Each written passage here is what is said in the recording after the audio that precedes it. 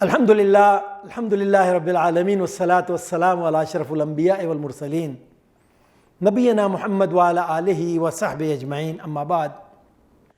حضرت عبداللہ ابن عمر رضی اللہ تعالیٰ عنہما وہ روایت کرتے ہیں،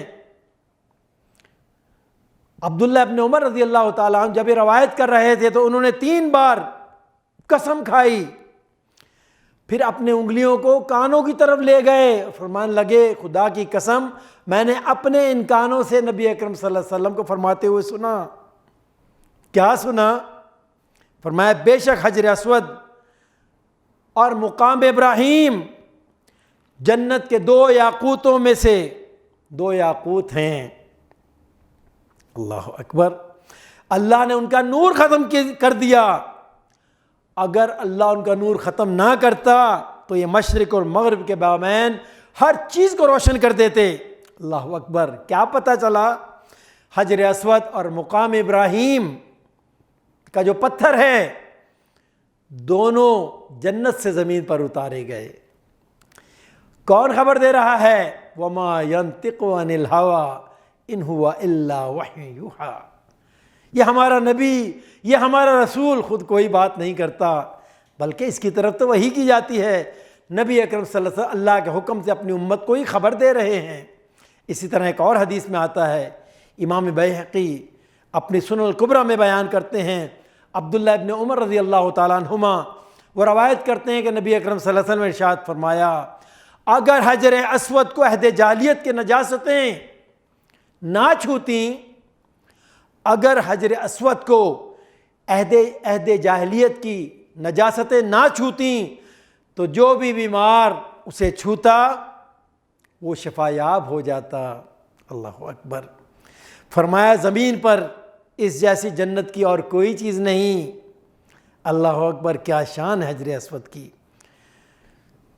امام ترمذی رحمہ اللہ تعالیٰ نے اپنی کتاب الجامع میں سے نقل کیا ہے، اور عبداللہ ابن مسعود، عبداللہ ابن عباس رضی اللہ تعالیٰ عنہما اس حدیث کے راوی ہیں۔ نبی اکرم صلی اللہ علیہ وسلم نے ارشاد فرمایا، حجر اسود جب جنت سے اترا تھا تو دودھ سے زیادہ سفید تھا، دودھ سے زیادہ سفید تھا، بنی آدم کی خطاؤں نے اسے سیاہ کر دیا۔ اسی طرح ایک اور حدیث میں آتا ہے، امام ترمذی نے نقل کیا ہے، حضرت عبداللہ ابن عباس رضی اللہ تعالیٰ عنہما وہ نقل کرتے ہیں کہ نبی اکرم صلی اللہ علیہ وسلم نے ارشاد فرمایا، اللہ کی قسم اللہ قیامت کے دن حجر اسود کو یقیناً اس حال میں ظاہر فرمائیں گے، کس حال میں؟ کہ اس کی 2 آنکھیں ہوں گی جن سے وہ دیکھے گا، اور ایک زبان ہوگی جس سے وہ بولے گا، وہ ہر اس شخص کے لیے گواہی دے گا۔ کس شخص کے لیے؟ جس نے اللہ کی رضا کے لیے ایمان کے ساتھ اس کا استعلام کیا ہوگا۔ اللہ اکبر! اس کے حق میں گواہی دے گا۔ اللہ اکبر! اب کتنے لوگ ہیں جو کہ چھونا چاہیں بھی تو نہیں چھو سکتے، رش بہت ہوتا ہے۔ کتنے لوگ ہیں جو ڈنڈی سے لگا کے چھو لیتے ہیں، یہ بھی درست ہے، اور کتنے لوگ ہیں دور سے اشارہ کر دیتے ہیں، یہ بھی درست ہے۔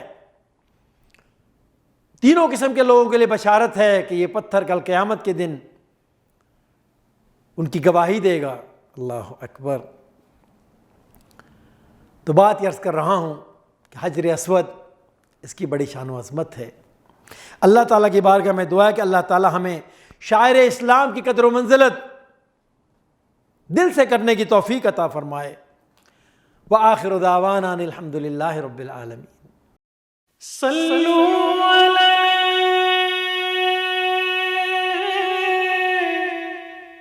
وآلہ